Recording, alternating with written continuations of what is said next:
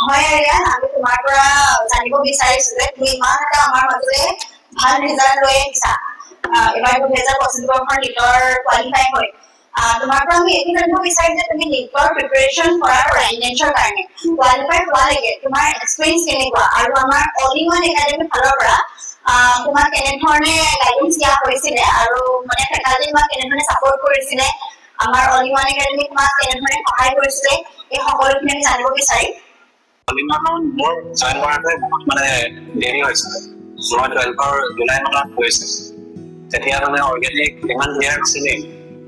উদিত ছাৰে যিমান শিকাব পাৰিলে এই কৰ্মশালাৰ ভিতৰত। আৰু তোমাক মই আৰু এটা তোমাৰ পৰা জানিব বিচাৰিম যে তোমাৰ আহিব লগা বছৰ তোমাৰ পৰিকল্পনা কি হয় আৰু তুমি আমাৰ যি নৱপ্ৰজন্ম আহি আছে ভৱিষ্যতে যোনে তোমাৰ নিটৰ প্ৰিপাৰেচন কৰিম বুলি ভাবিছে তেখেতসকলক তুমি কি ক'ব বিচৰা, তোমাৰ মনৰ ভাৱ জনাব পাৰা?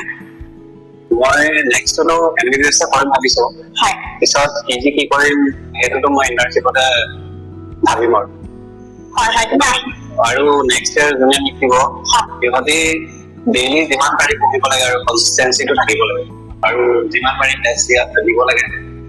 মানে যোনটো কচিঙৰে পায়, যোনটো কচিঙত পঢ়ে তাৰে নহয়, মানে বেলেগ কচিঙৰ যদি টেষ্ট বিচাৰি উলিয়াব পাৰে সেইবোৰ টেষ্ট দিয়া উচিত হয় আৰু OMR প্ৰেক্টিচটো কৰিব লাগে তাতে, যেতিয়া নিজৰ পৰীক্ষাটো স্পীডত কৰিব পাৰে।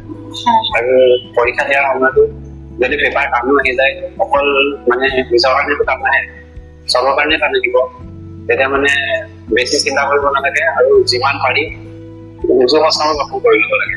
এইবাৰতো বহুত কঠিনে আহিছে আৰু যোনে মানে একদম সময়টো মিলাই নিজে কৰা কুৱেশ্যনখিনি কৰিলে সিহঁতৰ মানে মাৰ্কছ ভালেখিনি উঠিছে। আৰু এনেকুৱা নহয় যে বহুত একদম টান কনচেপ্টবোৰ থাকাবোৰহে ক্লিয়াৰ হ'ব।